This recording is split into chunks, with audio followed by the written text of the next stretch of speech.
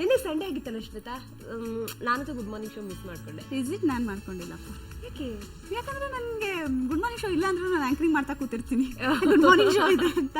ನೋಡಿ, ಅವಳು ಪ್ರಿಪೇರ್ ಮಾಡ್ತಿರ್ತಾಳಂತೆ ಚೌಚೌ ಬಾತನ್ನ ನಿಮ್ಗೋಸ್ಕರ ಹೇಳೋದು ನೋಡಿ.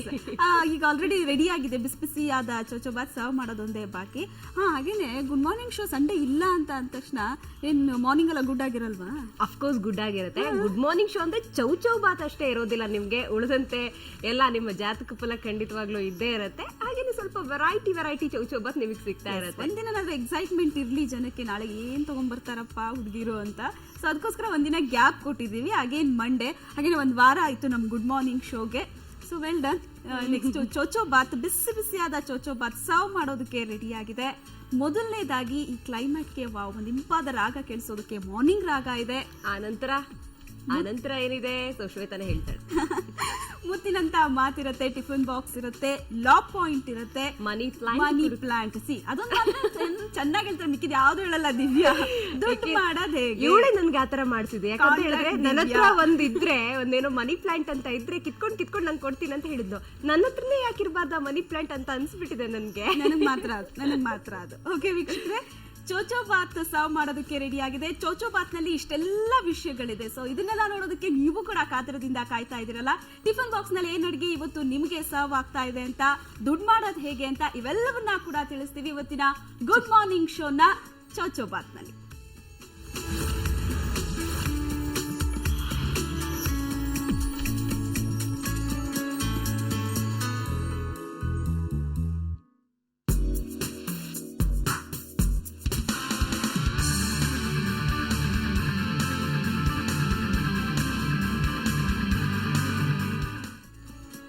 ನಿನ್ನೆ ಒಂದ್ ದಿವಸ ಗ್ಯಾಪ್ ತಗೊಂಡು ನಾವು ಚೌಚೌ ಬಾತ್ನ ಪ್ರಿಪೇರ್ ಮಾಡಿದ್ದೀವಿ. ಬಿಸಿ ಚೌಚೌ ಬಾತ್ನ ಪ್ರಿಪೇರ್ ಮಾಡಿದ್ದೀನಿ ನಮ್ಮ ಸುವರ್ಣ ನ್ಯೂಸ್ನ ಪ್ರೇಕ್ಷಕ ಮಹಾಪ್ರಭುಗಳಿಗೆ ಬಡಿಸೋದಕ್ಕೆ.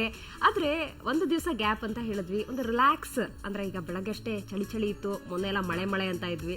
ಸೊ ಚಳಿಯಲ್ಲಿ ಎತ್ಕೊಂಡ್ ಬಂದಿದೀವಿ. ಒಂದೊಳ್ಳೆ ರಾಗ ಕೇಳಬೇಕು ಅಂತ ನನ್ಗೆ ಅನಿಸ್ತಿದೆ ಶ್ವೇತಾ. ದಿವ್ಯಾಂಗ್ ಅನ್ಸಿದ್ಮೇಲೆ ಅದನ್ನ ಬಿಡಬಾರ್ದು, ಪ್ಲೇ ಮಾಡ್ಲೇಬೇಕು. ಸೊ ಒಂದೊಳ್ಳೆ ರಾಗನ ಕೇಳಿಸ್ತೀವಿ ಬೆಳಗಿನ ಚುಮ್ಮು ಏನ್ ಫೀಲ್ ಆಗುತ್ತೆ ರಾಗ? ಏನ್ ಫೀಲ್ ಆಗುತ್ತೆ ನಿಮ್ಗೆ ರಾಗ ಎಲ್ಲ ಕೇಳಿದಾಗ? ಕೊಳಲು ವಾದನ ನಾನು ಈವರೆಗೆ ಇಷ್ಟು ಇಂಪಾಗಿ ಅಂದ್ರೆ ನಾನು ಅಷ್ಟು ಗಮನ ಕೊಟ್ಟಿರ್ಲಿಲ್ಲ. ಕೃಷ್ಣ ಕೊಳಲು ತಾನೆ, ಅಷ್ಟು ಆ ಮಟ್ಟಕ್ಕೆ ಮಾತ್ರ ಇತ್ತು. ಈಗ ಕೊಳಲು ವಾದನ ಕೇಳಿ ಫುಲ್ ಫ್ಯಾನ್ ಆಗ್ಬಿಟ್ಟಿದ್ದೀನಿ. ಸೊ ಮಾತಾಡ್ಬಿಡೋದಿವೆ ಪ್ಲೀಸ್. ಓಕೆ, ಈಗ ಅಂತಾರಾಷ್ಟ್ರೀಯ ಕೊಳಲು ವಾದಕರಾದಂತಹ ಬಾಪು ಪದ್ಮನಾಭ ಇರ್ತಾರೆ ಮಾರ್ನಿಂಗ್ ರಾಗದಲ್ಲಿ ಕೇಳಿ.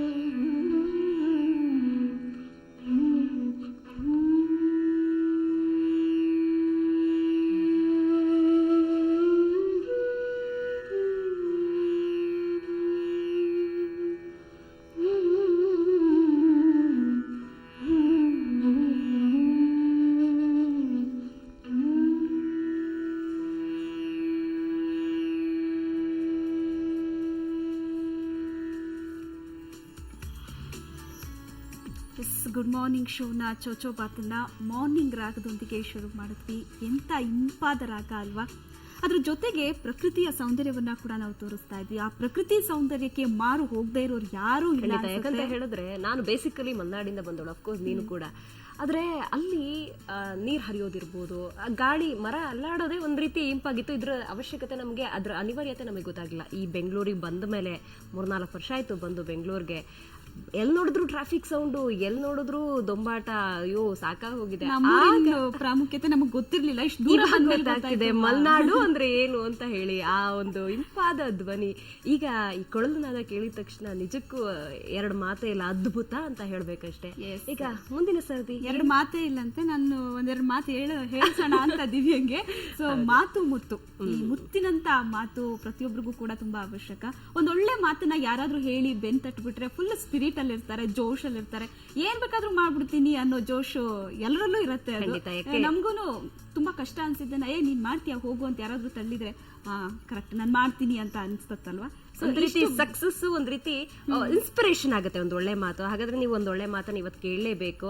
ಸೊ ರಾಮಚಂದ್ರಪುರ ಮಠದ ಶ್ರೀ ರಾಘವೇಶ್ವರ ಭಾರತಿ ಶ್ರೀಗಳು ಇವತ್ತು ನಿಮ್ಗೊಂದು ಒಳ್ಳೆ ಮಾತನ್ನ ಹೇಳ್ತಾರೆ. ಅದೇನು ಅಂತ ನಾವು ಕೇಳ್ಕೊಳ್ಳೋಣ, ಮತ್ತೆ ಬರೋಣ. ಸೊ ಈಗ ನೀವು ಕೇಳಿ ಮಾತು.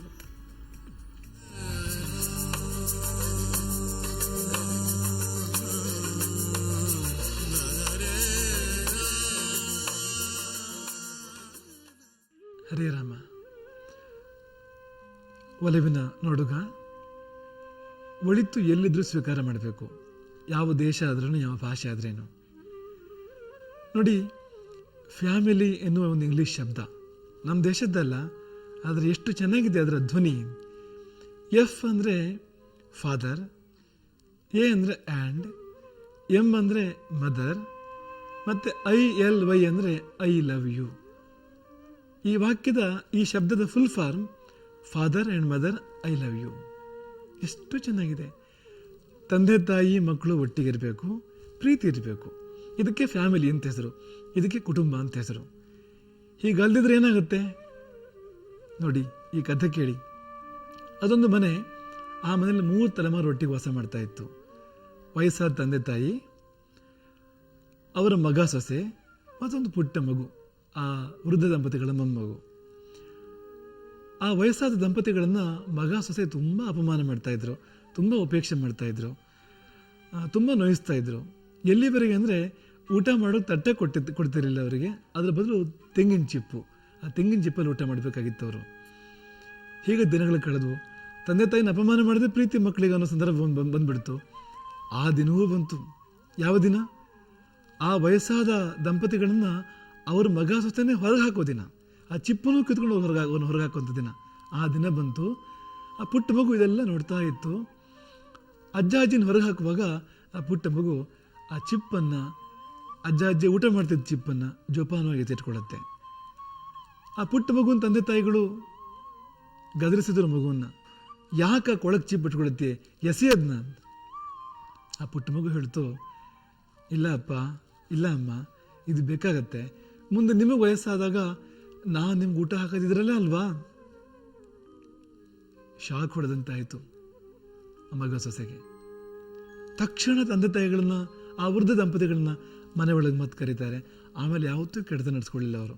ಯಾಕೆಂದರೆ ಆ ಸತ್ಯ ಅವರಿಗೆ ಅರ್ಥ ಆಗಿತ್ತು. ಯಾವ ಸತ್ಯ? ಪ್ರೀತಿನ ಕೊಟ್ಟು ತಗೋಬೇಕು ಅಂತ. ನಾವೆಲ್ಲಿಂದ ಬಂದ್ವೋ ಆ ತಂದೆ ತಾಯಿಗೆ ನಾವು ಪ್ರೀತಿ ಕೊಡದೇ ಇದ್ದರೆ ನಮ್ಮಿಂದ ಯಾರು ಬರ್ತಾರೋ ಆ ನಮ್ಮ ಮಕ್ಕಳು ನಮ್ಗೆ ಯಾಕೆ ಪ್ರೀತಿ ಕೊಡ್ತಾರೆ? ನಮ್ಮ ಇಮ್ಮಿಡಿಯೇಟ್ ಲಿಂಕ್ ಭಗವಂತನಿಗೆ, ನಮ್ಮ ತಕ್ಷಣದ ಕೊಂಡಿ ಯಾವುದು ಅಂದರೆ ನಮ್ಮ ತಂದೆ ತಾಯಿಗಳು. ಆ ಕೊಂಡಿ ಕಡ್ಕೊಂಡ್ರೆ, ಆ ಕೊಂಡಿಯನ್ನು ನಾವು ಅನುಚಿತವಾಗಿ ನಡೆಸ್ಕೊಂಡ್ರೆ ಮೆಚ್ಚನ ಪರಮಾತ್ಮನು, ಆ ಭಗವಂತ ಮೆಚ್ಚೋದಿಲ್ಲ. ಹಾಗಾಗಿ ತಂದೆ ತಾಯಿಗಳನ್ನು ಪ್ರೀತಿಸೋಣ. ಫ್ಯಾಮಿಲಿ ಅನ್ನೋ ಪದಕ್ಕೆ ಪೂರ್ಣ ಅರ್ಥ ಕೊಡೋಣ. ಜೀವನಕ್ಕೂ ಕೂಡ ಪೂರ್ಣ ಅರ್ಥ ಬರುತ್ತೆ. ಹರೇ ರಾಮ.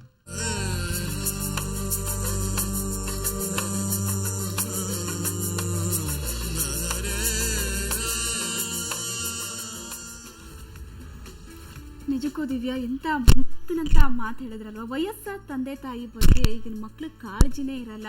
ಏನೋ ಕಾಟಾಚಾರಕ್ಕೆ ಊಟ ಹಾಕ್ತಾರೆ, ಏನೋ ಅವ್ರು ನೋಡ್ಕೊಳ್ಳೋ ಕಡೆ ಗಮನನೇ ಕೊಡಲ್ಲ. ಪ್ರತಿಯೊಬ್ಬ ಮಕ್ಕಳು ಕೂಡ ನಿಜಕ್ಕೂ ತಂದೆ ತಾಯಿ ಬಗ್ಗೆ ಕಾಳಜಿ ವಹಿಸ್ಲೇಬೇಕು, ಅವ್ರನ್ನ ತುಂಬಾ ಚೆನ್ನಾಗಿ ನೋಡ್ಕೋಬೇಕು. ಫ್ಯಾಮಿಲಿ ಅನ್ನೋದ್ರ ಇಂಪಾರ್ಟೆನ್ಸ್ ಅನ್ನ ರಾಘವೇಶ್ವರ ಶ್ರೀಗಳು ಚೆನ್ನಾಗೇ ಹೇಳಿದ್ದಾರೆ. ಇನ್ನು ಚೌಚೌಬಾತಲ್ಲಿ ಸಾಕಷ್ಟು ಸುದ್ದಿಗಳಿದಾವೆ, ನೀವು ಅದನ್ನ ತಿಳ್ಕೋಬೇಕು, ನಾವು ಕೂಡ ಪಡಿಸ್ಬೇಕು. ಕಾಯ್ತಾ ಇದ್ದೀವಿ ಚಿಕ್ಕ ಬ್ರೇಕ್ನ ನಂತರ.